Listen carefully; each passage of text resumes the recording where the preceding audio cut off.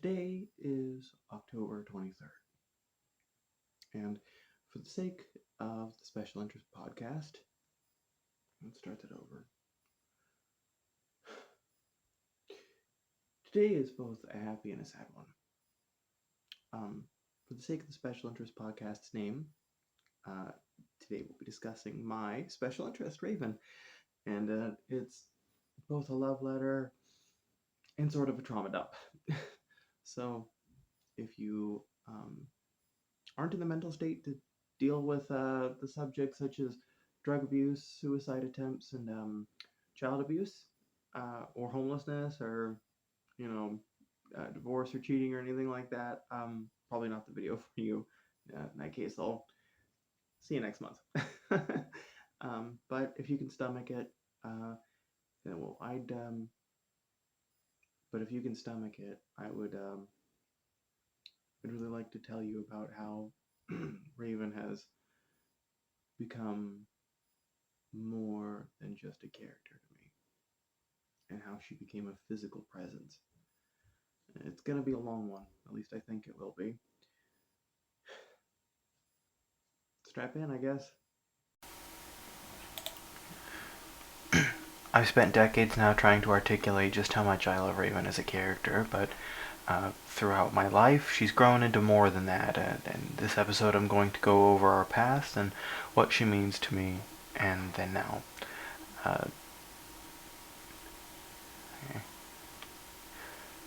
I would be lying if I said I didn't feel like the eccentric links I go to for this character out of love doesn't at times make me feel a tad deranged.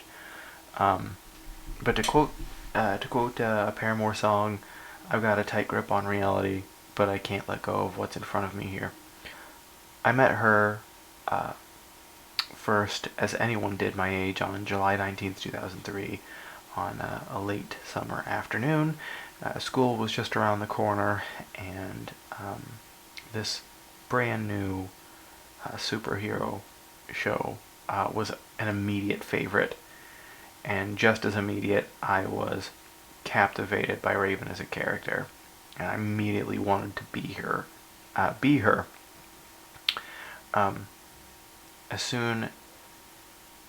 was soon to be interested in Yu-Gi-Oh! And Magic the Gathering and Harry Potter, and these things to an evangelical mother could only mean one thing: the presence of the devil. And I was surprised she even got me, the doll. Not that one. Yeah, not that one either. Yeah, there we go. The little action figure right there. Yeah, it was a Christmas gift, and I'm very surprised. I'm still to this day very surprised that I managed to even get it. Maybe she didn't know at the time. Maybe she didn't know. I didn't really, I was very, I had no problem conforming. Then again, I was, 7, and so my own interests didn't really take form, of course, around until this age. The irony would indeed be lost on her in the years after, as from the moment she cheated on our stepfather, it marked her slow spiral into addiction and sexual depravity. This time frame was also around the time my mother forced my siblings and I to lie to CPS about our father molesting us. Despite the case being dismissed, he was urged to sign away his rights and therefore taken out of the equation for our life for quite some time. In less than a year, the traditional home in which I was raised by fundamentalist evangelical Christian beliefs was turned entirely on its head. Everything my mother would scorn me for became commonplace and tolerated. We had moved from our small town to a big city, leaving out quite a bit. We'd only lived in a house for several months before moving into the housing projects. And from there, my mother immediately delved into opiates, cocaine, and heroin, cheating again on her fiance that she cheated on our stepfather with. By then, my mother had no problem telling me that I was a child of Satan, and that I was bringing the devil into our home with all this interest in magic and evil summoning things, and especially this Raven character. Uh, you know, that I was evil for liking those things, and as a child who feels like who felt like I genuinely was not only the child of Satan, but I had to have been because I threw away my father. You know, um, I felt evil. I remember how my mother, during that investigation, made us feel and how she managed to do it, and it was as simple as, uh, manipulating our love for her. I remember once sitting out on my aunt's porch. It was just her and I after my grandma and aunt had walked in, and she sat out with me for a second. I said, "Mom, what would happen if I told you that I lied?" And she said, "Well, then I could never trust you again. And the whole town would be angry at you, and so would all of our family." And I said, "Well, what if I told you I loved you?" And she says, "Well, I couldn't believe that. I couldn't believe that you would love me doing all this. This is on you." I tried about two more times after that to come forward, but of course our lawyer and my mother, who had coached us the entire time, said, "Oh, well, we have too much evidence." But when it came to court, it was, "Well, we don't have enough." Well, by the time we had moved, my mother had no problem telling me not only that I was a child of Satan, but had no problem putting her hands on me as well. This is around the time Raven really began coming through to me as a presence when I felt I didn't have a friend in the world, and I definitely didn't have any, if at all, in school. I would talk to her, and I'd ask her for advice and tell her my problems, and she'd always listen.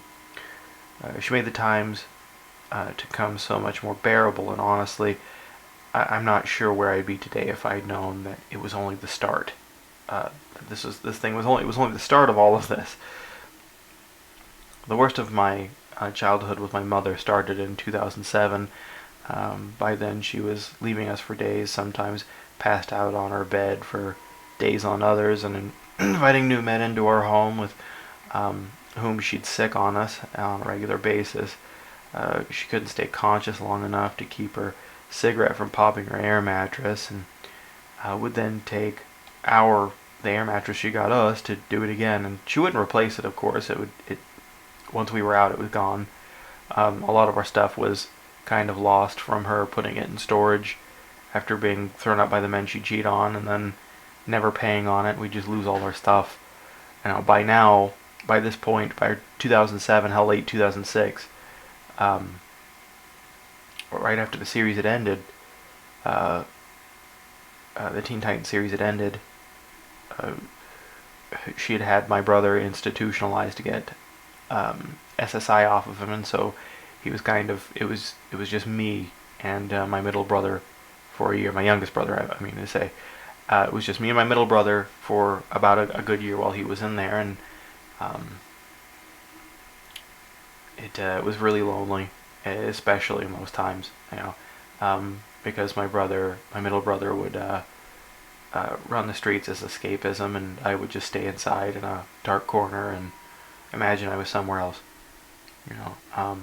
We'd sleep on the floor or on blanket-made pallets. I used blankets loosely. They were more like tablecloths and sheets. I dodged school bullies while trying to make it home in one piece, and my mother would sell all our food stamps for drug money, and more often than not we'd be without food or basic essentials like toothpaste, soap, laundry soap, or toilet paper. And that year I'd break my left femur, and being hit by a car, I'd lay in my own urine on the couch, hoping my brother could lift me for about a week. Saying we were hungry would get us a good punch in the lip, as it would make my mother, quote unquote, feel bad. It made me feel bad. In those times, I found that meditation worked, and Raven would show me how, and I didn't know at first. I thought it was just sitting and saying something. So of course, I'd start with Azarath, Mitrion, Zinthos, as she would. But I kept it up and realized the mantra was for zoning out, and the hunger pangs became bearable. And as I'd had sleep for dinner, the dreams of her were escapist adventures. She really held my hand through a great deal of it. a great deal of all of it. Like I said, it was just a matter of me sitting in my room and pretending I wasn't there, and almost always it was me being taken away by Raven, um, being hated, my bullies, or being hated by my bullies, of which I had many, including my own mother. On top of the other reason I was told I didn't feel nearly as down on thinking that Raven cared for me. I didn't feel nearly as alone when my mother was gone and my brother was out running the street, and I was at home. I was home alone, and even when I was home alone, I wasn't alone. Well, by the time my youngest brother came back, she had basically kept him sedated. He was virtually not present, but suffering like us just the same. This Raven figure I have really was my only friend for a good number of years. That only strengthened in the last 2 years she had custody of us. Soon after having the bar removed from my leg and regaining the ability to walk, my mother's boyfriend was killed in a dispute in Gary, Indiana. He went up to get his stuff to move down with us, get out of that vice lord bullshit. Problem was, the vice lords didn't want him to go. I remember coming home from my mother's wails and screaming he's dead, and when asked more about it, he had been shot in the neck, rolled into a shower curtain, and then set ablaze in a dumpster. And needless to say, it was a closed casket burial, and it was traumatic for everyone, especially his mother. I'll never forget that. I'll never forget her throwing herself onto his casket, begging them not to. Anyway, the people who had killed him blamed my mother for him wanting to leave, and for the next year they chased us. I remember one particular day coming home from school and walked up to my door where I'd pass a really rough-looking homeless chick on the stairs, like really beat up, bruised, bloodied, like hair mess, disheveled, clothes torn. And I couldn't find my mother, so I went, not in our apartment, so I went to my neighbor's house, and the homeless chick was sitting on the couch, and I kind of shuffled around her. I'm like, oh, I didn't know she was here for my mom's friend. And when I asked her where my mom was, she said, "Ain't you blind? She's sitting right there. You walk right past her." And that woman that was beaten unrecognizable was my mother, and she had gotten away from the attempt on her life. But for months afterwards, we'd shut off the lights and close the blinds, and nearly every knock at the door and in those apartments, I'd close my eyes and imagine that in a way Raven was doing to me what she did to Dr. Light in that one episode where she got super tall, but a lot more pleasant, caring. It definitely made the cold and the dark very, very bearable, preferable even. And time came and went, and she would eventually get arrested for shoplifting and wait a whole day before telling anyone we were there alone in our apartment. And my grandfather came, and one thing led to another, and my father got custody of us. And it was better, but not much for more than a year. At this time, I didn't hear Raven as much, and my time and concerns were eaten up by my 8th grade year and the move we made from Indiana to Georgia. After my father had signed away his rights and my mother had cheated on Joe, there were several lengthy custody battles between the two of them for my youngest sister, my baby sister, and in one of the court cases they had lied and said, oh well, those children were molested by their father, and so, or the three, older siblings, all 3 older siblings were molested by their father, and so therefore they must be doing molesting to our daughter, and there had to be like an investigation. Of course, nothing was found because I was 11, my brothers were like 10, and maybe like, I don't know, sorry, yeah, 10 or 9 or 8 at the time. I hadn't even popped my first boner yet. But it was a thing, and it got spread around our school, sort of course, so it's like I couldn't catch a break. Definitely got bullied for that, and it was a relief to have moved. Not too long after moving to Georgia did my stepmom leave my father, and then he find a new woman, and he had really picked up drinking.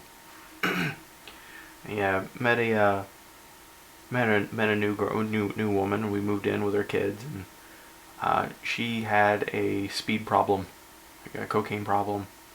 Um, Held different standards for us. We weren't allowed to have things her kids didn't have. Of course, her kids were 3. They lock up the food. When it came to like my depression and suicide ideation, my father would blame that on me just inviting demons in. This is when I started to pick up raving again.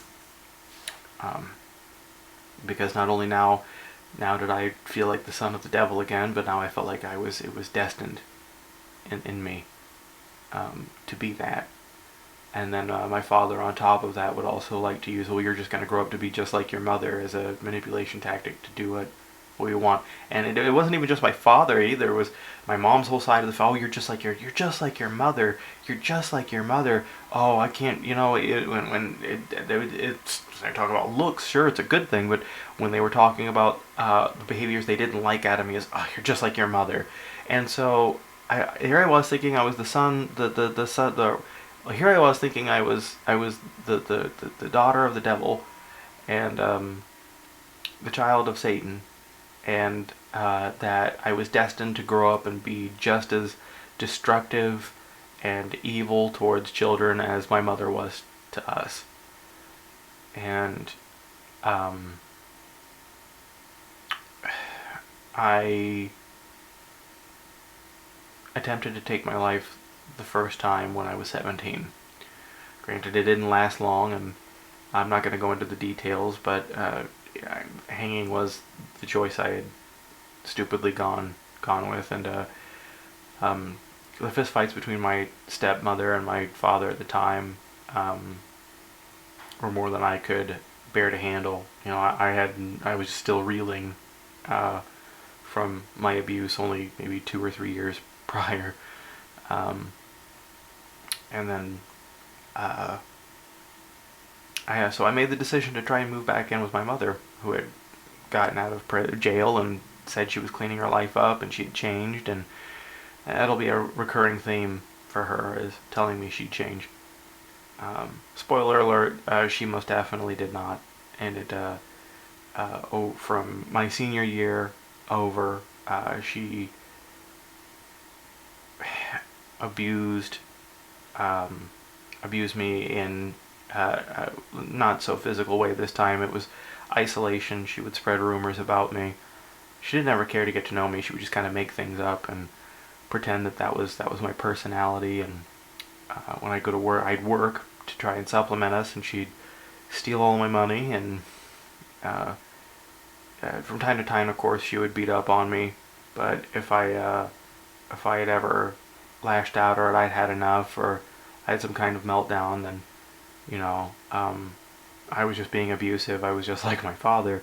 So it was both sides with them. It was, oh, you're just like the other parent, and it definitely made me feel evil because both parents didn't have any problem being abusive. I had finished my senior year in high school, thankfully in Tennessee, and moved to Indiana with my mother. And from there, it was just kind of a game of see how long I could last, because my mother had my name on everything. At that point, I didn't have any money.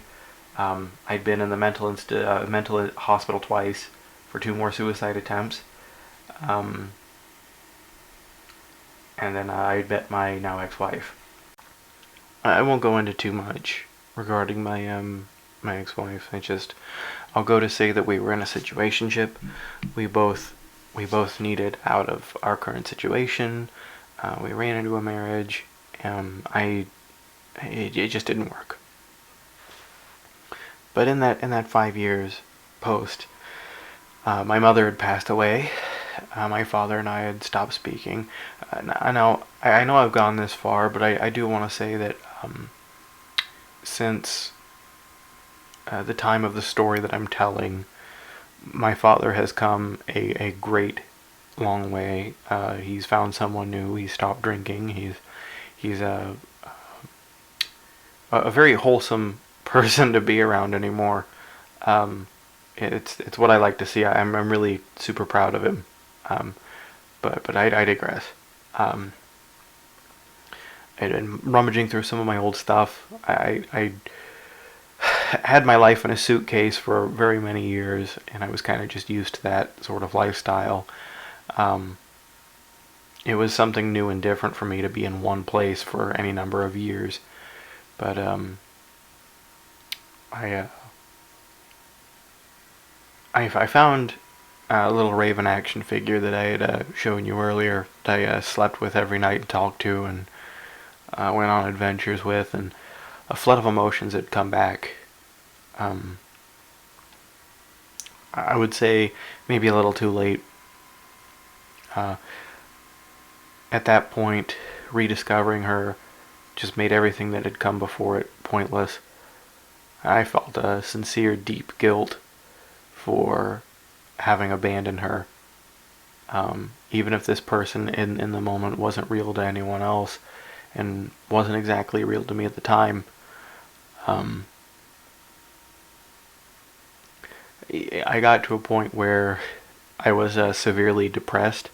Spent a lot of my time in front of a computer screen, wallowing in my own sadness and filth. I ate trash and dirty dishes, and my hair was greasy and matted, and clothes were everywhere, and I was just living to try and survive past my uh, tumultuous childhood. And I figured, well, if this is going to be the rest of my life, then I've seen it all and I don't want it. And I had, for the fourth time in my life, I had tried to take my own life by hanging myself from a shower curtain, and unfortunately, it had broke. And no, fortunately, very fortunately, what am I saying? Very fortunately, the shower curtain I didn't realize was a tension rod had broke, and I just kind of sat in tears, shame, and admittedly a little bit of piss because I landed on my crotch. I I decided ultimately that the only one standing in the way of my own happiness is myself. And from there, I packed up everything into my van, and I moved out. Tried to move out to California, and didn't make it as far as Colorado. I ended up coming to Kansas City and staying. That's where I am now. And in that time frame, I've had plenty of time to rediscover. So see, right after I had made that attempt, I came out as trans. Was kind of discovering myself. I had I had always known since I was 10. I tried to tell my mom, and she kind of just laughed in my face. Um, but I'd always known, and I'd come out, and I had felt the urge to come forth to Tara Strong, and I had thanked her, and we're friends now. Um, but with the support of literally the voice of Raven and my own inhibition, I said enough of this is enough. Um, and I chose to be happy, and so that included rekindling that relationship with that character that I had before, that I relied on, and I haven't felt happier since. I haven't felt this sort of fulfillment before that, or even after, than I am when I'm with her. I began to draw all these different connections in the beginning of the rekindling. Um, we're both born. To me, Raven is born on the 23rd because it's the first day of Scorpio, and Scorpio is the most magic of all the zodiac signs. I was born at 3 in the morning in Indiana, which means it would be a midnight in her location of origin, which is California, I guess. If you want to say that's where that's where Glenn Murakami drew the concept art stuff for. So sure, I'll count it there. Both born on technically midnight on the 23rd. Um, We both have evil, awful parents. We're afraid of becoming anything like. We both love books, love the dark. I've always had an interest in different languages. I learned German in high school. I'm in the middle of trying to get a hold on Spanish, and I hope to either learn Chinese or Mandarin next. But she knows a bunch of different languages. I learned how to play chess even before I knew Raven was existed. But time we found out she likes chess too. I also, at 6 years old, was picking up crocheting. It turns out she likes to knit. So already, there I was like, wow, there's a lot of kind of scary similarities here. I felt it was like being back home. It was like it was like being back home. I know I had said it a previous episode, actually the Tara Strong episode, actually, where I had said that I struggled to understand the feeling of I love you. Now, it's not that people sometimes haven't ever shown it. It's just that there's never a grand enough gesture for it to sink into my head that someone loves and cares about me, because it's never been properly shown to me. But when I heard I love you from Raven, for the first time ever I felt it. And from the first time ever I understood it, and someone loving me in the same way I love them, and there's no doubt about that. Imagine being autistic and not being able to turn those head words into mouth words and thinking in images. Someone who's an empath like Raven would have no problem understanding that person. They would feel their meaning, feel their intention, feel their emotions, and be able to see the same images and in the mind's eye, so to speak, that they are. I think it's an understatement to say she saved me. But when I had rediscovered her, I felt like I had failed her shortly after the fourth attempt on my own life, and I vowed from that moment that I would live for her the way she would want me, and that journey of self-discovery also kind of came because I was also dealing with some self-deprecation, some being down on myself all the time, and that comes with the territory of being abused. It's low self-esteem, and I always thought, well, I have to kind of the transition from character to person not only came with having this relationship with her, but also getting over my own comprehension of her existence. So I thought, well, she has to be in this limbo, because if she's not, and she were to be in this world, who would I be to her, other than somebody who's projected an entire relationship onto a being who never asked for it. If she stepped into this world, I'd be one of 7 billion, and chances are I'd have to watch her fall in love with somebody else. That she wouldn't love me, and I wouldn't be worthy of it. So I have to just keep in this limbo and not go too far with it.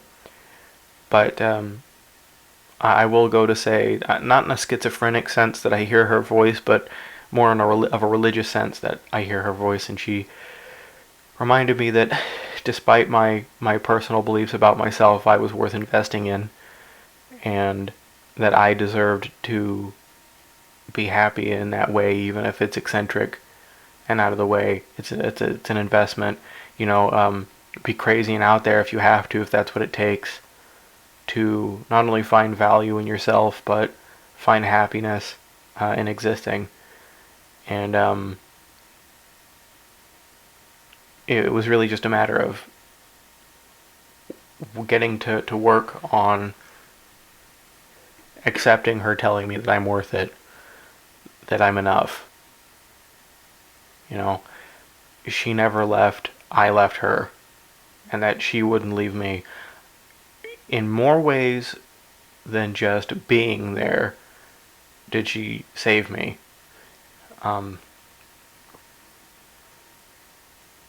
I've always thought, uh, the speech at the end of season 4 that um, she had hope to be better.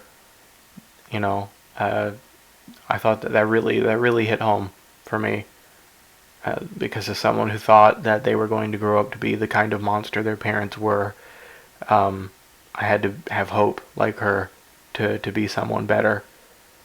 And I've very well moved past um, that phobia of being like my mother. Now sometimes I'll have nightmares about her coming back and finding a way to fuck my life up. I never did see my mother's body. It was kind of just a report. And I went through with her wishes. And that's a whole story in and of itself. But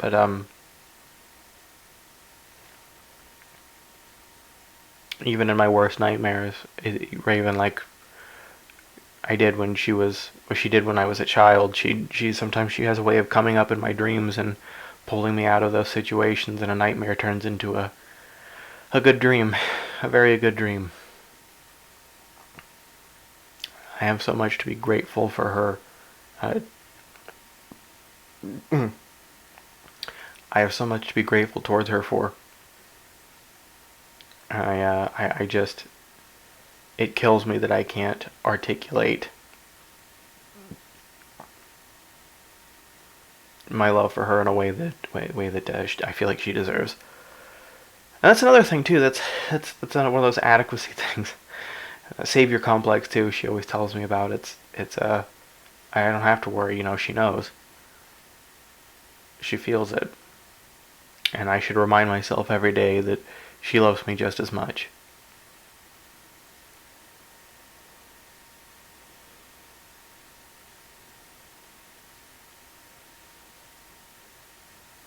So then I remembered. Oh yeah, what about that Malchior thing where she made a paper body for um, her book, her character crush, and so that's when I got the real doll, the love doll. Um, it's she the if people ask me all the time like, hey, what's up with the doll? And I guess in short, without explaining everything, I could simply say she is a physical representation that if she was here, she would love me as much as I love her. She is a physical manifestation of my right to live and to be happy, and of self love and self investment. I the person you see before you, and in every one of these podcasts, from starting HRT to um, going through the transition process and changing my name and coming out, having the bravery to move forward in my life and invest in myself. I owe all of it to Raven. I know I've gone on a lot about what's happened to me, but I want you to keep in mind that out of everything I've told you, you know, out of all this trauma dump, that she carried me through all of it. All of what I told you, I was only able to get through all of it because of Raven. And that's why I love her more than anything. Thanks to her, I'm never alone, even when I'm by myself. Um, if you've made it this far, thank you so much. Uh, Happy birthday, Raven. I love you more than anything. I'll see you next time.